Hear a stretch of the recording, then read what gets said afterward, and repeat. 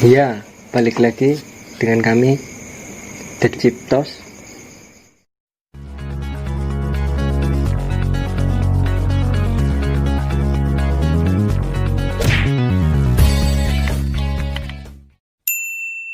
Ya, malam ini kita akan mengangkat cerita, sebuah cerita nyata dari narasumber dari teman Ikon ya.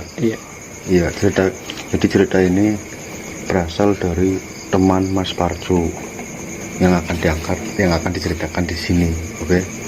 Jangan di skip, dengarkan terus ceritanya. Siapkan handset untuk mendengarkan, jangan setengah-setengah supaya kita bisa tahu dan paham dari cerita tersebut. Mulai saja, jangan pandang lebar, kita dengarkan ceritanya.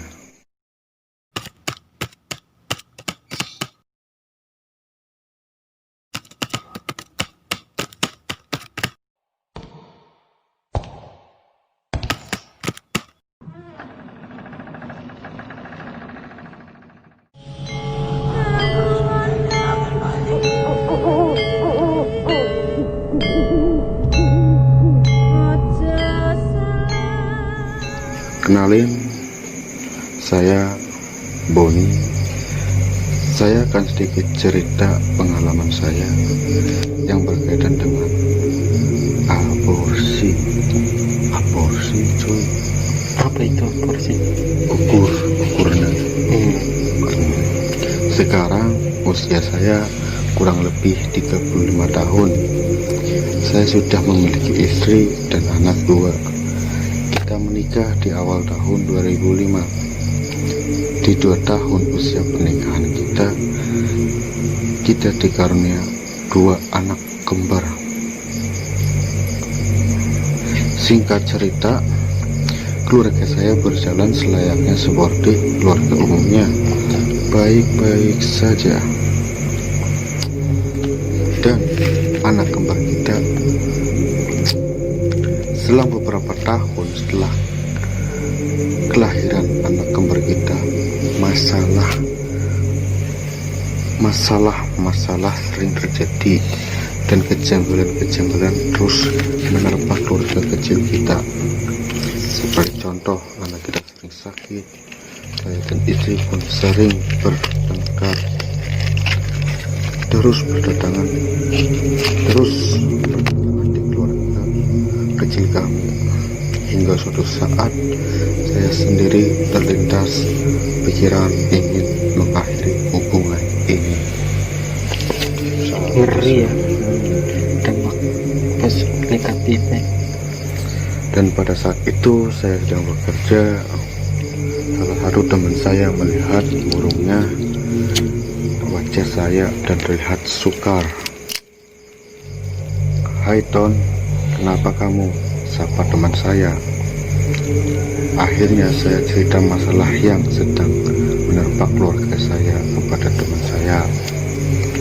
Dan singkat cerita, saya pun diajak teman saya itu yang bernama Muhdim.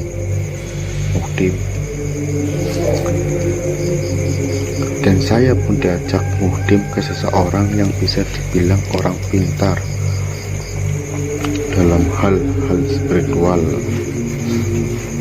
Dan sampainya di tempat itu, seperti biasa layaknya orang bertamu, tanpa banyak bicara, Muhdim pun mengetuk pintu rumah tersebut diiringi salam. "Assalamualaikum Kang," sambil ketok pintu. Kang, ucap Muhdim. Beberapa kali sesampainya pintu dibuka oleh penghuninya. Sebut saja Kang Topik. Berarti mobil dari Kang Topik.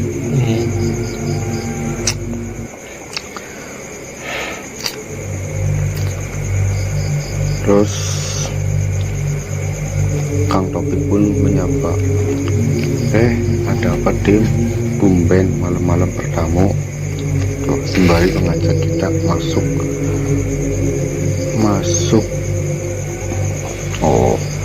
mengikuti Kang Topik menyapa sambil menyuruh si Muhdim karo Boni jagung. Akhirnya pun kita duduk dan Muhdim pun mengenalkan saya kepada Kang Topik. Kang, ini teman saya Boni. Oh iya, sambut saya sambil jabat tangan ke Kang Topik. Ya, kenapa Dim? Ada yang bisa saya bantu? Ucap Kang Topik sambil beberapa tampak memerhatikan saya. Jadi gini, teman saya beberapa tahun ini sering mengalami masalah-masalah yang menerpa keluarganya. Ucap Muhdim kepada Kang Topik. Sering mengalami hal-hal aneh dan janggal. Tambah Muhdim ke Kang Topik. Dengan nada keras, Kang Topik menghentikan omongan Muhdim.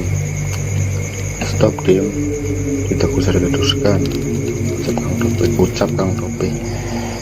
Dan Kang Topik pun langsung bertanya kepada saya tanpa basa-basi. Sudah berapa tahun kamu menikah? Tanya Kang Topik kepada saya. Saya pun menjawab, kurang lebih 12 tahun Kang. Apa yang sering kamu alami setelah menikah itu? Lanjut Kang Topik bertanya kepada saya. Akhirnya saya pun cerita apa yang saya alami. Kejadian seperti apa saja yang saya ceritakan di awal. Pada si Topik ini si Kang Topik si Boni menceritakan apa sih alami kayak sing cerita awal oleh Kang Topik. Yang singkat cerita, Kang Topik pun bertanya dengan serius, hal fatal apa yang pernah kamu lakukan selama menjalin hubungan bersama istrimu itu? Tanya Kang Topik. Saya pun terheran dan bingung sepertinya saya pun terheran dan bingung. Sepertinya saya normal saja menjalani hubungan bersama istri saya dari sebelum menikah sampai sekarang sudah mempunyai anak. Ucap saya kepada Kang Topik. Tiba-tiba Kang Topik bertanya, karena di sini saya lihat ada sesosok bayi yang selalu mengganggu di rumah tangga kalian. Ujar Kang Topik dengan nada tinggi. Jadi gue Kang Topik nelusuri delala di masa lampau keluarga. Secara tidak langsung Kang Topik kayak menerawang begitu si Boni cerita ndeleng ya semacam itulah ya, menerawang loh. Coba kamu ingat lagi, sambung Kang Topik. Iya Kang, benar saya tidak pernah melakukan hal ceroboh atau fatal selama ini, jawab saya kepada Kang Topik.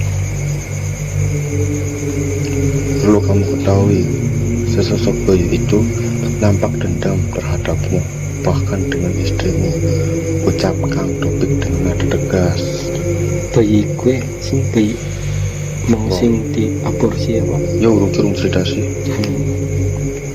Saya pun sangat terheran-heran, bingung campur aduk, dan seketika Kang Topik letok dalam artian pimen loh. Ya mungkin letoknya menghentikan pembicaraan kan loh. Jadi si Boni lagi cerita terheran-heran, dan seketika Kang Topik mencetok bicara langsung. Apakah kamu pernah melakukan aborsi di masa lalu bersama istrimu? Ucap Kang Topik, cetokannya loh. Aku pun kaget dan hanya terdiam. Dan akhirnya saya pun mengiyakan apa yang Kang Topik katakan. Iya Kang, benar, ucap saya dengan menundukkan kepala. Itu kesalahan besar Bun, ucap Kang Topik. Coba ceritakan kenapa sampai berani kamu dan istri melakukan hal yang seperti itu, tambah Kang Topik. Dan akhirnya saya menceritakan masa lalu saya dengan istri, Ibu Caca Indah. Indah ke bojone Mas Boni. Iya, aku dinamakan disamarna kabeh. Buni juga kan disamarin. Berarti disamarna kabeh lah intinya gue. Jadi sebelum saya resmi menjadi sepasang suami istri, kita berpacaran layaknya anak muda mestinya. Dan pada saat itu kita kilaf, namanya juga manusia, kita melakukan hubungan intim sebelum waktunya. Dan selang beberapa bulan, Indah pun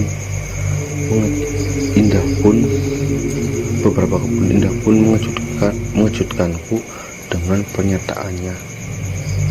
Mas, aku hamil, ucap Indah dengan muka lesu dan terlihat lemas.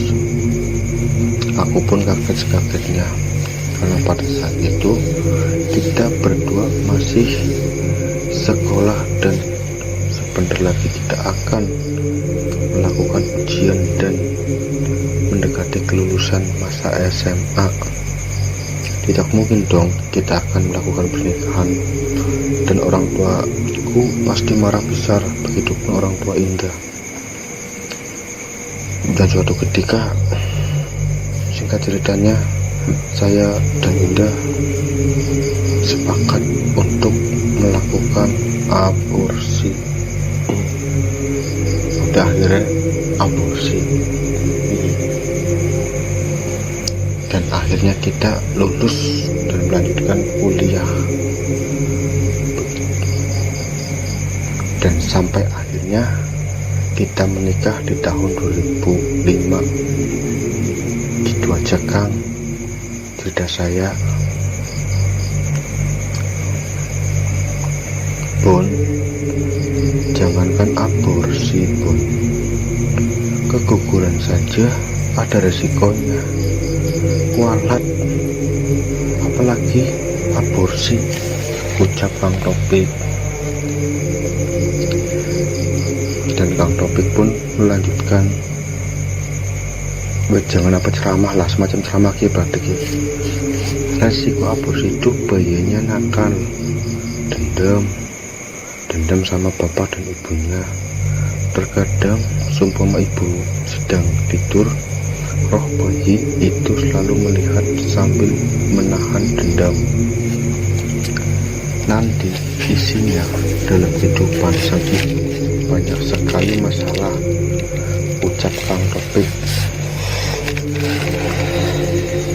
Dan akhirnya Kang Topik pun menceritakan dampak dari aborsi, dan aku hanya terdiam mendengarkannya. Asal kamu tahu Bun, roh bayi yang kamu aborsi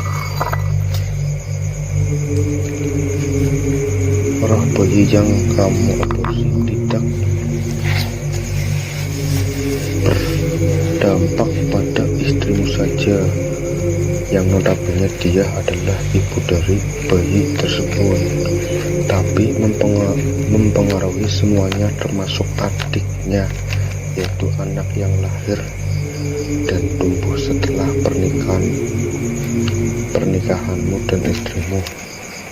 Yang jelas bayi yang kamu buang itu karena tidak dirawat tapi malah digugurkan atau diaborsi, sama saja dengan dibunuh loh. Si bayi itu iri, berarti dampaknya bisa yang keluarga kabeh, orang yang tuane, orang yang iya, berarti seolah-olah dendam lah, dendam iri karena merasa dia itu sesosok bayi yang diaborsi, dibuang itu, saya merasa yang anak yang hidup, anak kembar itu dapat kasih sayang. Iya, Selainkan dia sedangkan yang diaborsi itu malah dibuang sia-sia. Akhirnya Pak Topik pun melanjutkan, Kang Topik pun melanjutkan ceritanya. Si bayi itu usul pada Tuhan, Tuhan, Engkau menakdirkan agar saya lahir di dunia, tapi ibu dan bapakku mencegahnya. Aku minta keadilan. Lah, itu permintaan bayi tadi itu. Namanya bayi belum punya dosa dan kesalahannya pasti dan